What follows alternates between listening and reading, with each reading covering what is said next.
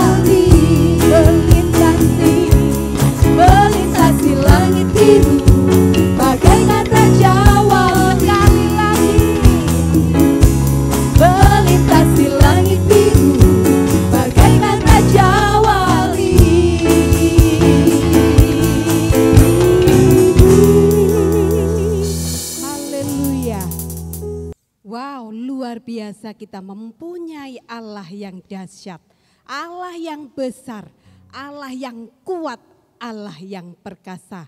Allah mana yang besar seperti Allah kita. Amin.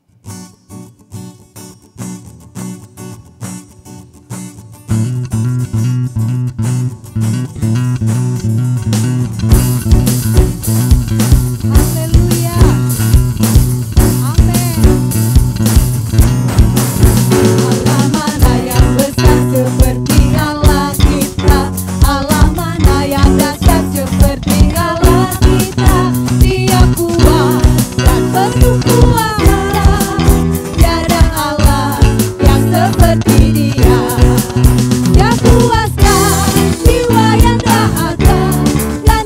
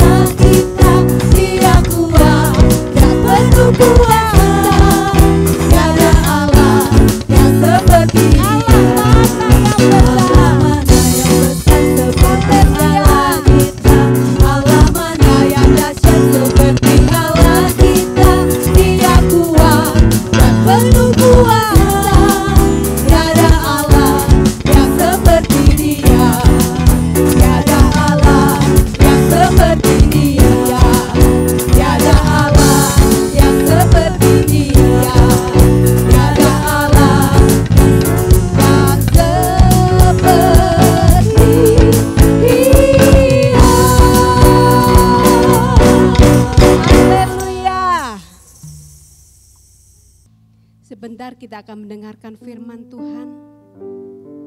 Biarlah kita sebagai anak-anak Tuhan, kita tidak perlu takut, tak usah ku takut, tak usah ku bimbang.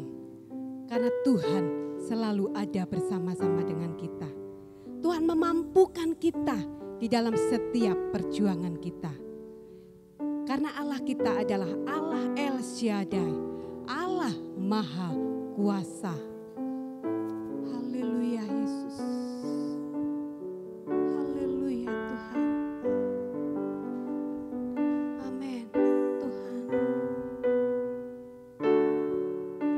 Haleluya Yesus.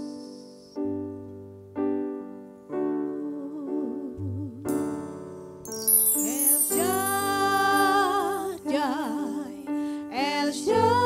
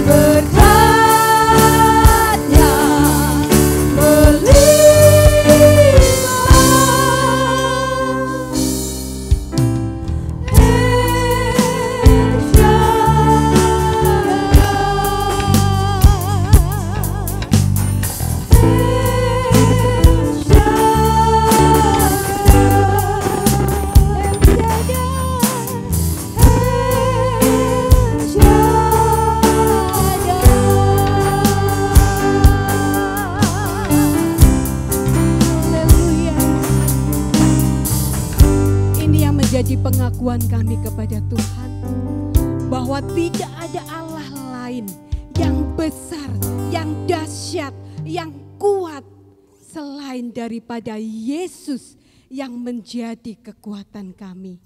Terima kasih Tuhan. Sebentar kami mendengarkan firman-Mu. Biarlah firman-Mu itu menguatkan kami, memerintah dalam hidup kami dan hidup di dalam kehidupan kami. Terima kasih.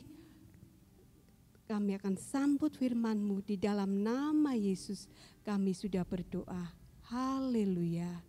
Amin. Selamat pagi Bapak Ibu, saudara-saudara sekalian yang kami kasihi. Mungkin juga ada anak-anak yang duduk di muka layar pada pagi hari ini. Mari kita siapkan hati kita untuk fokus kepada firman Tuhan yang akan kita renungkan pada pagi hari ini. Saya akan mengambil firman Tuhan yang terdapat di dalam kitab Daniel pasal 5 ayat 26 sampai 28. Saudara yang kekasih, pagi ini saya akan memberikan judul yaitu timbangan yang Tuhan punya. Ya, saudara, inilah makna perkataan itu yang kita lihat di dalam ayat 26.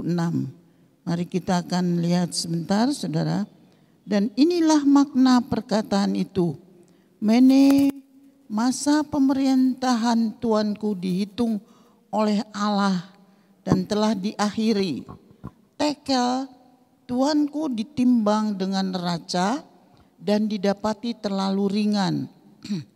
Peres, kerajaan Tuanku dipecah dan diberikan kepada orang Media dan Persia. Pembacaan ayat ini saudara terdapat di dalam pasal 5 menceritakan bagaimana Raja Belsasar menyediakan atau mengadakan pesta, lalu dia mengundang kurang lebih 1.000 orang untuk makan, untuk minum anggur, dan akhirnya mereka menjadi mabuk saudara. Saudara bisa bayangkan ya, 100 orang saja sudah ribut rame, apalagi 1.000 orang.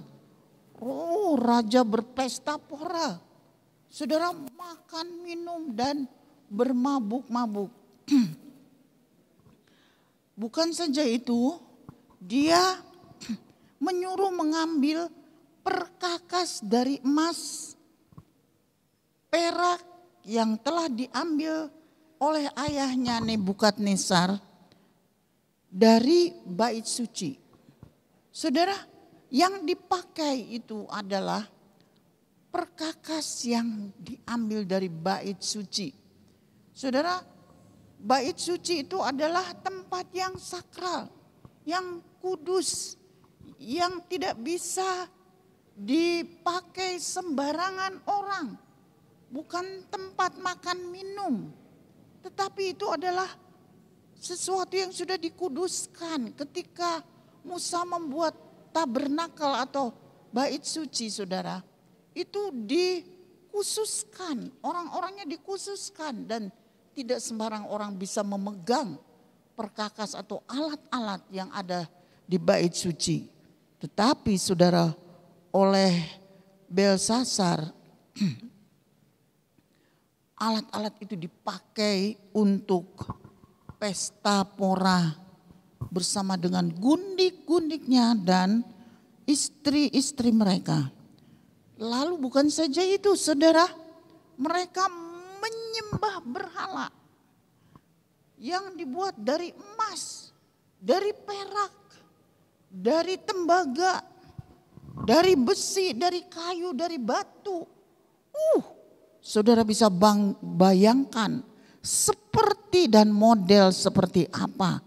Ya, patung-patung yang buat itu dijadikan dewa-dewa. Mereka sembah, mereka sudah kelewat, tidak sama sekali mengingat kepada Tuhan. Saudara, ramai sekali. Patung-patung yang tegar berdiri tidak bisa bergerak itu mereka sembah-sembah. Mereka puja-puja, mereka berlutut, mereka bersorak, mereka mengagung-agungkan dewa-dewa itu.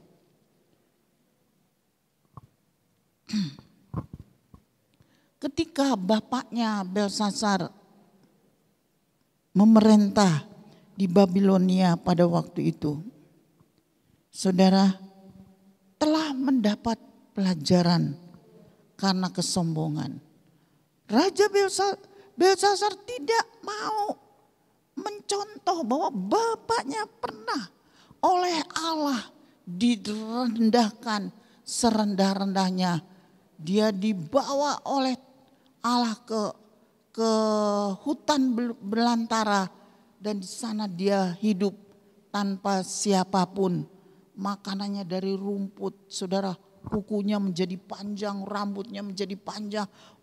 Tidak bisa saya bayangkan bagaimana beberapa masa dia ada di hutan dan akhirnya saudara-saudara, tepat pada waktunya Tuhan membawa mereka kembali, atau Tuhan membawa Nebukadnezar kembali kepada kekerajaannya.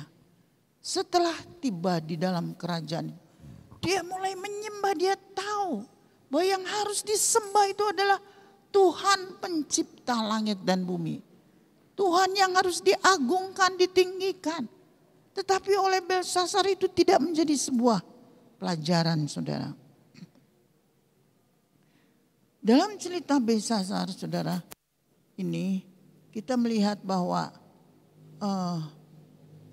akhirnya, saudara, Tuhan melihat keadaan yang seperti itu. Dia memberikan sesuatu yang mengagetkan, mengejutkan. Saudara, dalam Daniel pasal 5 ayat 6. Di sana yang tadi kita baca, saudara, ada tulisan. Di dinding itu dengan tiba-tiba ada tulisan. Ada yang menulis di dinding itu. Tulisannya itu ialah Mene Tekel Peres. Saudara, yang artinya pemerintahan Tuanku dihitung dan telah diakhiri. Tuanku ditimbang dengan neraca dan tidak didapati terlalu ringan. Kerajaan Tuanku dipecah dan diberikan kepada orang Media dan Persia. Saudara, waktu tulisan itu sedang berlaku, sedang berjalan, saudara, semua terdiam, semua mengarah mata ke dinding yang ditulis oleh Allah. Dan tidak ada seorang pun yang dapat membaca dan mengartikan. Saudara-saudara, sampai Alkitab mengatakan raja itu menjadi pucat dan pikirannya menjadi gelisah. Sendi pangkal pahanya menjadi lemas dan terantuk-antuk, gemetar, saudara. Tidak ada seorang yang bisa mengartikan tulisan itu. Ada seorang permaisuri memberitahu bahwa ada seorang buangan, Daniel namanya, yang mempunyai roh yang luar biasa. Saudara, roh yang luar biasa ini yang dikuasai oleh Daniel. Kemudian Daniel dipanggil. Setelah Daniel dipanggil, raja mengatakan dalam ayat 13 pasal 5. Engkaukah Daniel itu salah seorang buangan yang telah diangkut oleh raja ayahku dari tanah Yehuda? Saudara, Daniel mengatakan iya. Saudara, Daniel adalah salah satu orang buangan. Bangsa Israel ditawan di daerah Babilonia. Dalam ayat yang ke-17, kemudian Daniel menjawab, tahanlah hadiah tuanku, berikanlah pemberian tuanku kepada orang lain. Namun demikian, aku akan menjelaskan atau membaca tulisan itu bagi raja dan memberitahu maknanya kepada tuanku. Ayat 18 dikatakan, ya tuanku raja, Allah yang maha tinggi telah memberi kuasa sebagai raja kebesaran, kemuliaan, keluhuran kepada raja.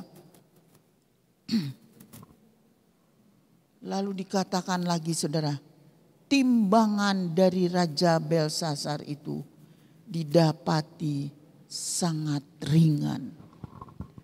Malam itu juga Belsasar mati dibunuh. Saudara, karena apa?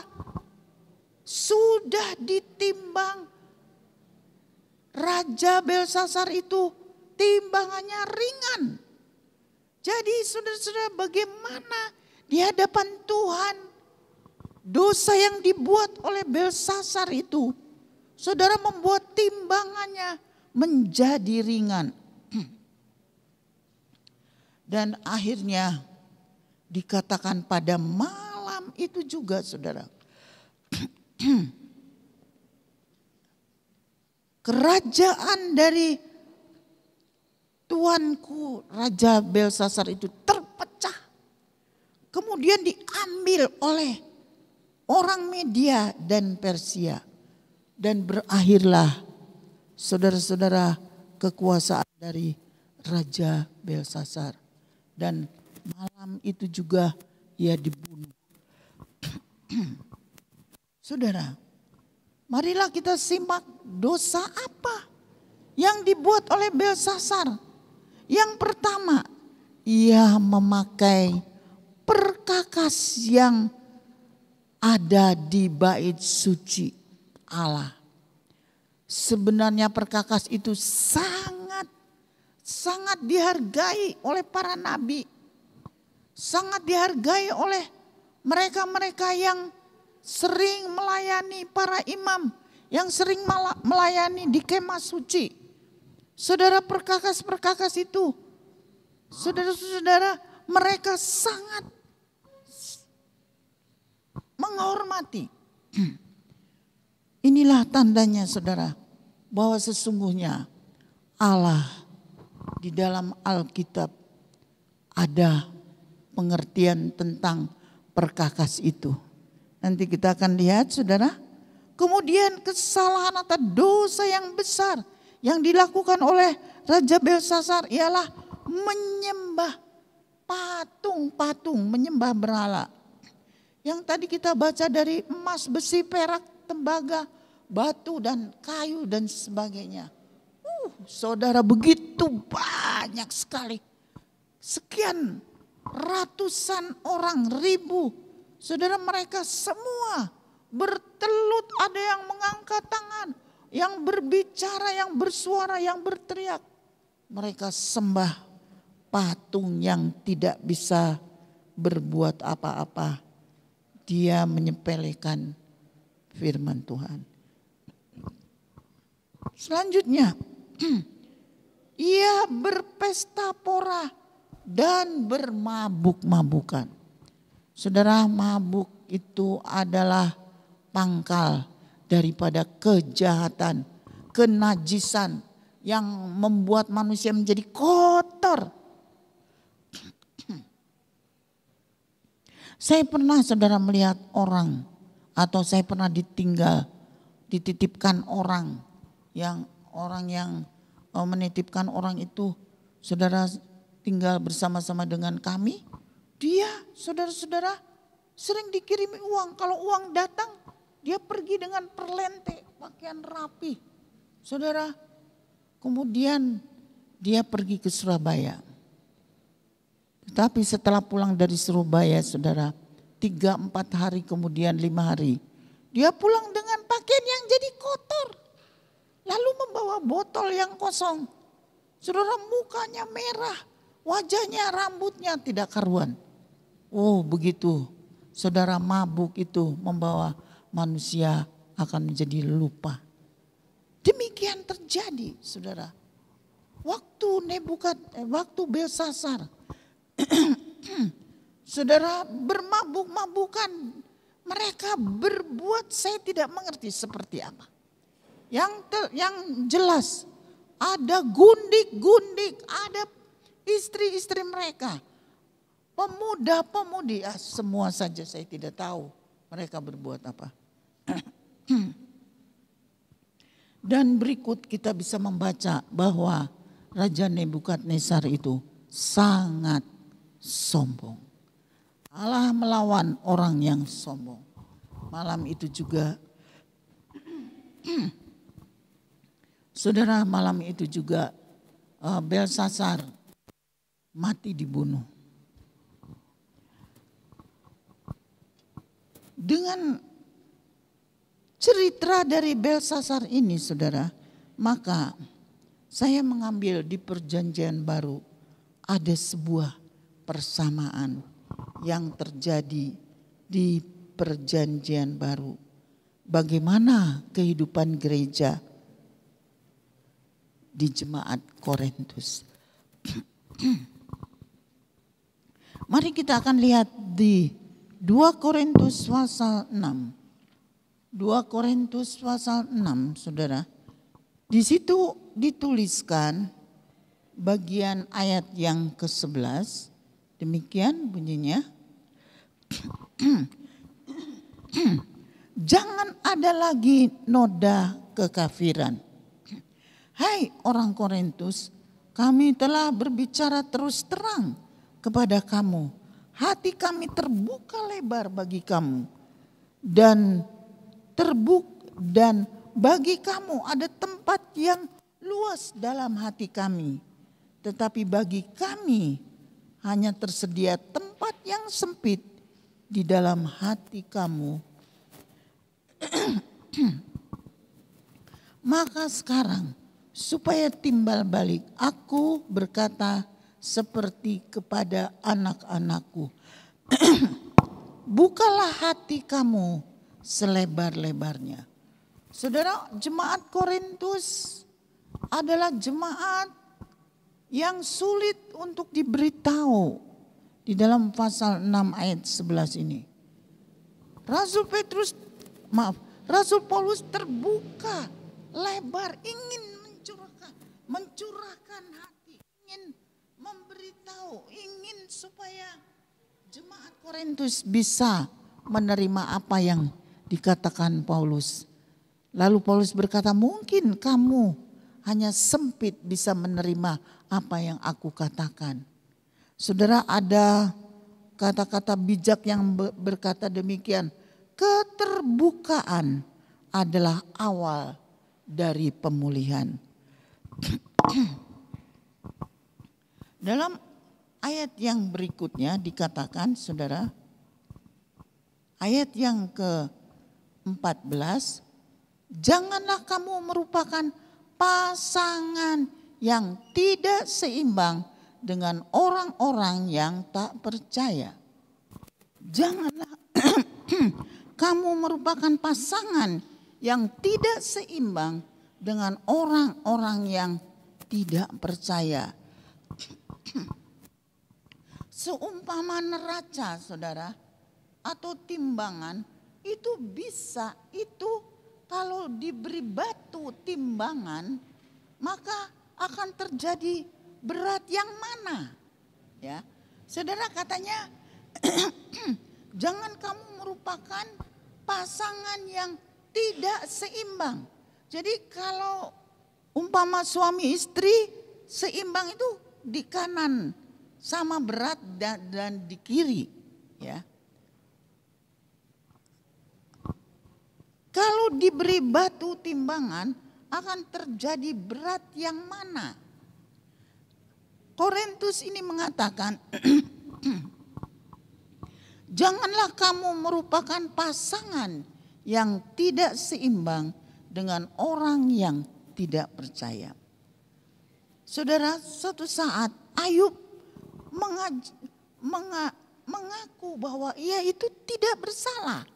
Kalau kita baca di dalam Ayub pasal 31, saudara, dalam Ayub pasal 31, dia mengatakan ayat yang ke-5, jikalau aku bergaul dengan dusta dan kakiku cepat melangkah ke tipu daya, biarlah aku ditimbang di atas neraca yang teliti. Maka Allah akan mengakui bahwa aku tidak bersalah. Saudara, kita lihat di sini Ayub adalah seorang yang sangat-sangat berhati-hati. Kalau dia mempunyai dusta atau kakinya cepat melangkah ke tipu daya, biarlah aku ditimbang di atas neraca yang teliti.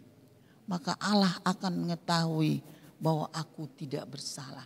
Jadi Ayub tahu persis bagaimana ia harus melangkah. Bagaimana dia harus hidup yang sesuai dengan firman Tuhan. Dia bisa mempertahankan kebenarannya, keseimbangannya dengan Tuhan. Saudara, kalau saudara baca selanjutnya tentang Ayub, dia juga bercerita tentang bagaimana kebenaran-kebenaran yang dia lakukan. Sehingga dia bisa mengatakan bahwa aku tidak bersalah. Puji Tuhan. Saudara, marilah kita akan lihat di dalam 2 Korintus 6 ini. Apa saja yang dikatakan oleh 2 Korintus pasal 6 ini.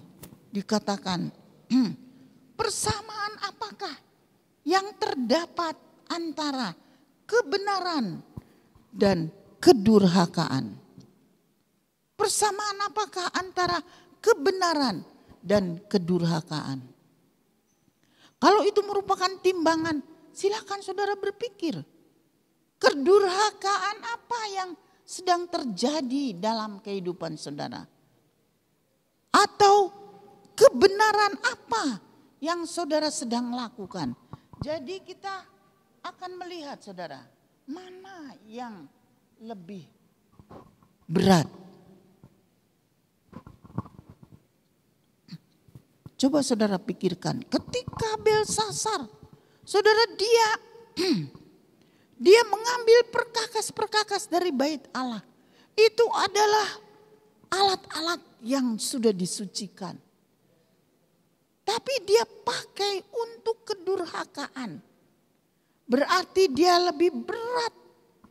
Yang kotor, yang menajiskan, yang mengotori dia. Daripada takut kepada Tuhan. Kalau kita lihat alat-alat di dalam perjanjian baru, saudara, itu tidak lain adalah karya Allah untuk gereja menjadi sempurna. Gereja harus bertobat, gereja harus takut kepada Tuhan, gereja harus dipenuhkan dengan Roh Kudus, gereja harus mengejar apa yang disebut karunia-karunia Allah. Gereja harus penuh dengan Roh Kudus. Gereja harus berani bersaksi. Ini saudara yang harus ada di dalam gereja Tuhan. Lalu bagian yang kedua, bagaimana terang dan gelap dapat bersatu? Saudara bisa baca itu di dalam pasal 6 ayat 14 dikatakan. Sebab persamaan apa antara kebenaran dengan kedurhakaan? Atau bagaimanakah terang dapat bersatu dengan gelap? Persamaan apakah yang terdapat antara Kristus dengan Belial? Apakah bagian bersama dengan orang percaya dengan orang yang tak percaya? Apakah hubungan bait Allah dengan berhala? Karena kita adalah bait Allah yang hidup menurut firman Allah. Jadi kita lihat di sini, saudara, bagaimana saudara dan saya harus melihat. Dikatakan di sini ada 5 yang saya tuliskan. Persamaan apakah kebenaran dengan kedurhakaan? Bagaimanakah terang dan gelap dapat bersatu? Tentu tidak, bukan? Saudara, Matius pasal 5 ayat 14 sampai 15 dikatakan, kamu adalah terang dunia. Ya. Saudara, terang itu tidak bisa disembunyikan. Oleh karena itu saudara, kalau ada terang maka gelap akan tidak ada. Jadi kalau kita hidup dalam terang, saudara, kita mempunyai terang yang berat, gelap yang ringan. Saudara, kalau kita hidup dalam kegelapan, gelapnya yang berat, terangnya yang ringan, tidak ada cahaya sama sekali. Berikutnya dikatakan persamaan apakah Kristus dengan Belial? Belial di sini saudara sama juga dengan penyembahan berhala. Keyakinan-keyakinan yang menyesatkan saudara dan saya. Oleh karena itu saudara, marilah kita akan mengejar dan menjadi pasangan yang sama-sama. Ya, tidak gelap dengan terang tapi terang dengan terang. Suami harus terang, istri juga harus terang. Kalau kita memilih Kristus, kita pilih Kristus, suami juga pilih Kristus. Bukan Belial, bukan penyembahan berhala, bukan dukun. Yang kita, kalau ada apa-apa, cari dukun, cepat-cepat cari dukun. Saudara, kita tidak lakukan itu. Cari Kristus. Dan istri juga cari Kristus. Yang lain kita buang. Lalu dikatakan hubungan apa? Bait Allah dengan berhala. Ya saudara, kita lihat Raja Belsasar bermabuk-mabukan. Itu adalah sebuah pembawaan manusia yang nantinya kepada keberhala-berhala. Penyembahan-penyembahan, penyelewengan-penyelewengan. Saudara tahu gereja setan awalnya itu ya begitu. Mabuk-mabuk, pesta-pesta. Akhirnya kenajisan yang dicari itu adalah penyembahan berhala. Beda. Kalau kita cinta kepada bait Allah, suami cinta kepada bait Allah, keseimbangannya juga istri harus cinta kepada bait Allah. Karena kita, saudara, karena itu mari kita, saudara-saudara, melihat dalam ayat yang ke-16. Di situ dikatakan apa, saudara? Ayat 16. Apakah hubungan bait Allah dengan berhala? Karena kita adalah bait dari Allah yang hidup menurut firman Allah ini. Aku akan diam bersama-sama dengan mereka dan hidup di tengah-tengah mereka. Dan aku akan menjadi Allah mereka dan mereka akan menjadi umatku. Sebab itu keluarlah kamu dari antara mereka dan pisahkanlah dirimu dari mereka. Firman Allah, jangan menjamah apa yang najis. Maka aku akan menerima kamu dan aku akan menjadi bapamu dan kamu akan menjadi anak-anakku laki-laki dan anak-anakku perempuan. Demikianlah firman Tuhan yang Maha Kuasa. Puji Tuhan, saudara. Mari kita pagi hari ini, kita akan memilih, saudara, bait Allah yang menjadi bait Allah yang hidup. Aku akan diam bersama-sama mereka. Itu adalah janji Allah. Hidup di tengah-tengah mereka. Itu adalah janji Allah. Aku akan menjadi Allah mereka. Itu adalah janji Allah. Dan aku akan menerima kamu. Aku akan menjadi Bapakmu. Ini adalah janji Allah. Syaratnya, keluarlah kamu dari antara mereka, pisahkanlah dirimu dari mereka, dan jangan menjamah barang yang najis. Puji Tuhan. Saudara, mari kita menjadi anak-anak laki-laki dan anak-anak perempuan.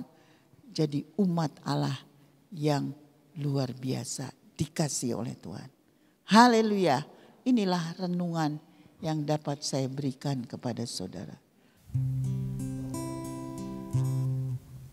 Haleluya. Setelah kita mendengarkan firman Tuhan, biarlah saudara kita mau simpan firman itu di dalam hati kita. Mari kita bersama-sama nyanyikan sebuah lagu dengan judul Abba Bapa.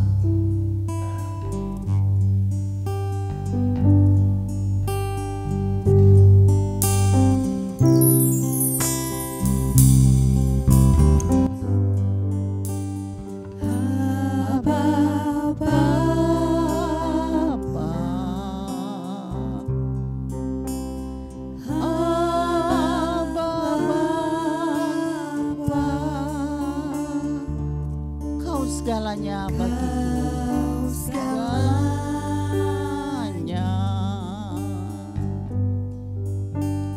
bagiku. Ku naikkan syukur padamu, ku naikkan syukur padamu dengan segenap hati.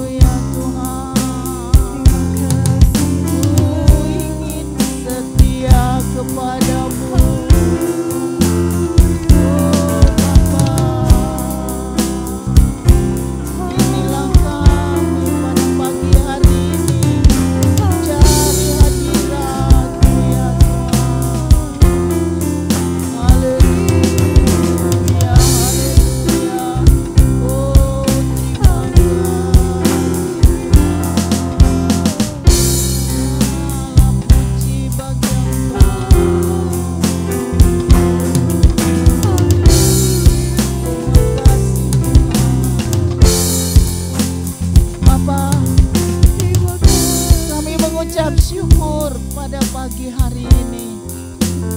Setelah kami mendengarkan firman-Mu, Engkaulah satu-satunya Allah yang layak untuk menerima sesembahan kami.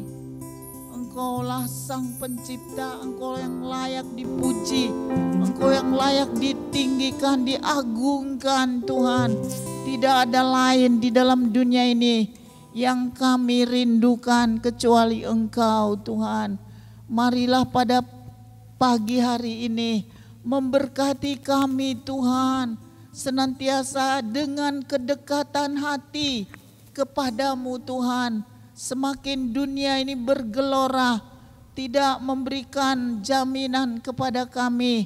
Engkaulah Allah El Shaddai yang akan menjamin kami, menolong kami. Bahkan Engkaulah satu-satunya yang akan membawa kami lebih dekat kepadamu, menjadi hamba yang setia. Terima kasih Tuhan untuk firman-Mu. Kami akan bersama-sama Tuhan sebentar pulang kembali dengan sukacita yang dari Engkau. Kami akan berpisah, kami akan bersama-sama merasakan pimpinan Tuhan sepanjang minggu ini. Dalam nama Tuhan Yesus Kristus kami sudah berdoa dan mengucap syukur. Haleluya. Amin. Bapak Ibu Saudara, kita akan mengakhiri ibadah kita. Biarlah apa yang sudah kita lakukan, memuji menyembah Tuhan. Dan kita telah merenungkan firman Tuhan bersama-sama untuk menjaga hadirat Allah melalui keluarga-keluarga kita. Karena dengan demikian kita menikmati penyertaan Tuhan dan tuntunan Tuhan di waktu sekarang sampai di masa yang akan datang. Tuhan memberkati kita. Mari kita berdiri bersama-sama dan kita mengucap syukur kepada Tuhan. Haleluya. Kiranya Engkau memberkati aku berlimpah-limpah dan memperluas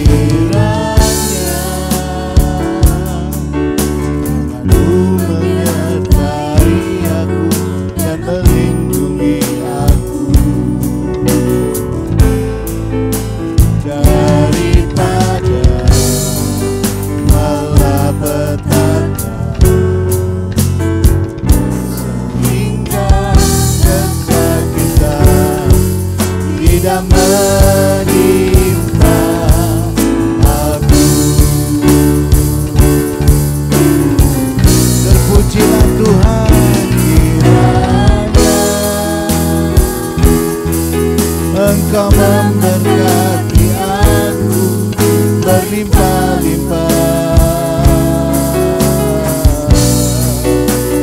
dan memperluas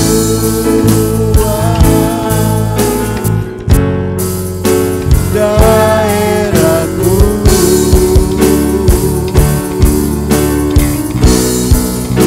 dan kiranya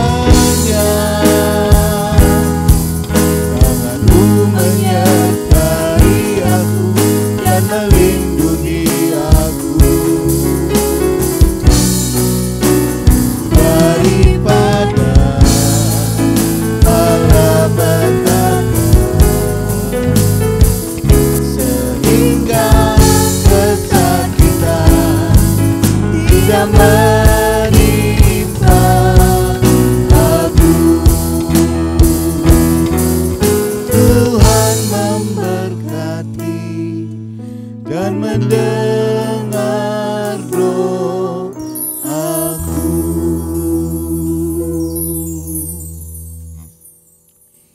Mari kita menengadahkan tangan kita dan menerima berkat Tuhan. Tuhan memberkati engkau dan melindungi engkau, menyinari engkau dengan wajah-Nya dan memberi engkau kasih karunia. Tuhan menghadapkan wajahnya kepada engkau dan memberi engkau damai sejahtera. Diberkatilah engkau di kota dan diberkatilah engkau di desa. Diberkatilah buah kandunganmu, hasil bumimu dan hasil ternakmu, yakni anak lembu sapimu dan kandungan kambing dombamu. Diberkatilah bakulmu dan tempat adonanmu. Diberkatilah kesehatanmu dan panjang umurmu. Diberkatilah engkau pada waktu masuk rumahmu dan pada waktu keluar rumahmu. Berkat dari Allah Bapa, kasih sayang Tuhan Yesus Kristus, dan persekutuan Roh Kudus. Di dalamnya ada mujizat, ada nasihat rohani, ada karunia Ilahi. Mujizat surgawi terjadi mulai hari ini sampai Tuhan Yesus datang kembali, terlimpahkan kepada saudara-saudara semua. Haleluya. Bapa